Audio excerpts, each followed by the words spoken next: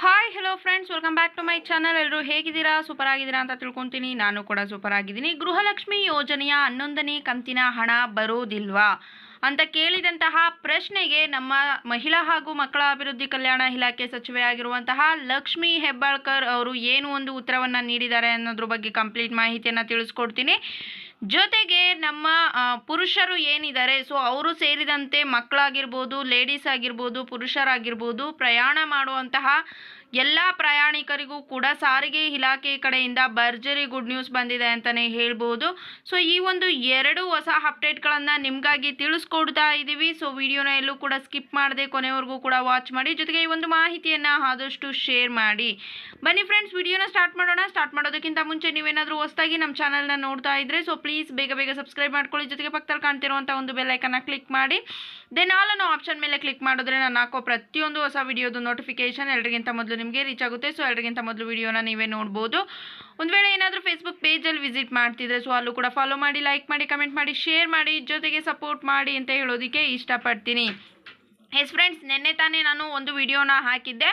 ಗೃಹಲಕ್ಷ್ಮಿ ಯೋಜನೆಯ 11ನೇ ಕಂತಿನ ಹಣ ಬಂದರೆ ಬರುತ್ತೆ, ಇಲ್ಲ ಅಂತ ಅಂದರೆ ಇಲ್ಲ. ಬಟ್ 12ನೇ ಕಂತಿನ ಹಣ ಬಂದ್ ಆಗುತ್ತೆ ಅಂತ. ಏಕೆ ಅಂತ ಅಂದರೆ BJP ಸರ್ಕಾರ ಏನು ಒಂದು ಡೀಟೇಲ್ಸನ್ನು ಕೊಟ್ಟಿದ್ರು. ಸೊ SC/STಗಳಿಗೆ ಇಟ್ಟಿರುವಂತಹ ಹಣವನ್ನು ದುರ್ಬಳಕೆ ಮಾಡಿಕೊಂಡಿದೆ ನಮ್ಮ ಕಾಂಗ್ರೆಸ್ ಸರ್ಕಾರ ಅಂತ.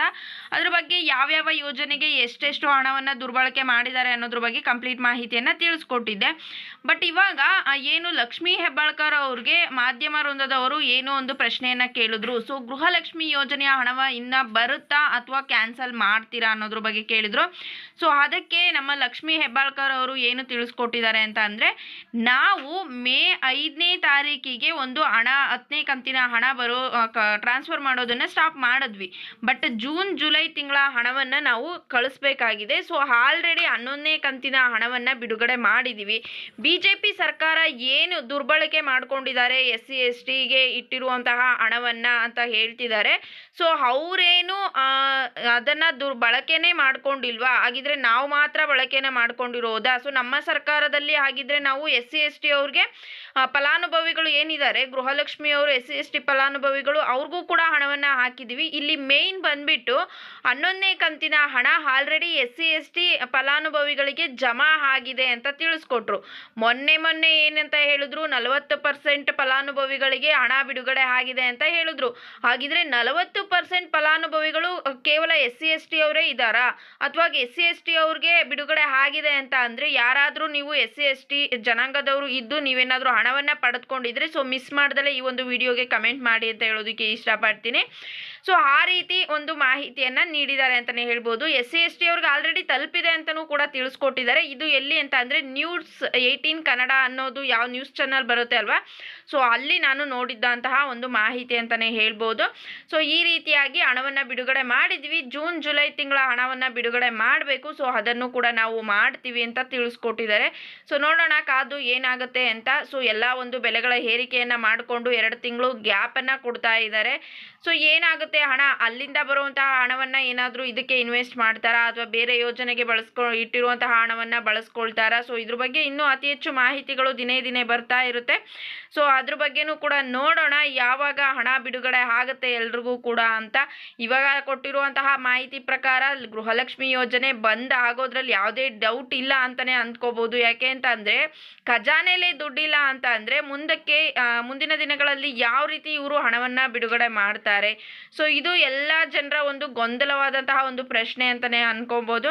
ಸೊ ನೋಡೋಣ, ಅದ್ರ ಬಗ್ಗೆ ಇನ್ನೂ ಹೆಚ್ಚಿನ ಮಾಹಿತಿ ಬಂದರೆ ನಿಮಗೆ ತಿಳಿಸ್ಕೊಡ್ತೀನಿ. ಇಲ್ಲಿ ಮೇಯ್ನ್ ಬಂದು SC/ST ಜನಾಂಗದವರು ನೀವು ಯಾರಾದರೂ ಆಗಿದ್ದು ನಿಮಗೆ ಗೃಹಲಕ್ಷ್ಮಿ 11ನೇ ಕಂತಿನ ಹಣ ಬಂದಿದೆ ಅಂತ ಅಂದರೆ ಮಿಸ್ ಮಾಡ್ದಲೇ ಪ್ಲೀಸ್ ಕಮೆಂಟ್ ಮಾಡಿ. ದೆನ್ ನೆಕ್ಸ್ಟು ಇನ್ನೊಂದು ಮಾಹಿತಿಯನ್ನು ತಿಳಿಸ್ಕೊಟ್ಟೆ. ಸಾರಿಗೆ ಇಲಾಖೆಯ ಕಡೆಯಿಂದ ಪುರುಷರು ಸೇರಿದಂತೆ ಮಹಿಳೆಯರಾಗಿರ್ಬೋದು, ಮಕ್ಕಳಾಗಿರ್ಬೋದು, ಎಲ್ರಿಗೂ ಕೂಡ ಒಂದು ಭರ್ಜರಿ ಗುಡ್ ನ್ಯೂಸನ್ನು ನೀಡಿದ್ದಾರೆ ಅಂತ.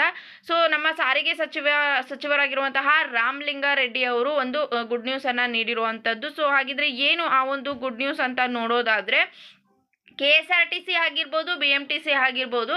ಸೊ ಯಾವುದೇ ಒಂದು ಬಸ್ಸಲ್ಲಿ ಪ್ರಯಾಣ ಮಾಡಿದ್ರೂ ಕೂಡ ಅದರಲ್ಲಿ ಏನಾದರೂ ಅಪಘಾತವಾದರೆ ನಿಮಗೆ 10 ಲಕ್ಷದವರೆಗೂ ಕೂಡ ಅವರ ಕುಟುಂಬಕ್ಕೆ ಒಂದು ವಿಮೆ ರೀತಿಯಲ್ಲಿ ಅವರು ಹಣವನ್ನು ನೀಡ್ತಾ ಇದ್ದಾರೆ.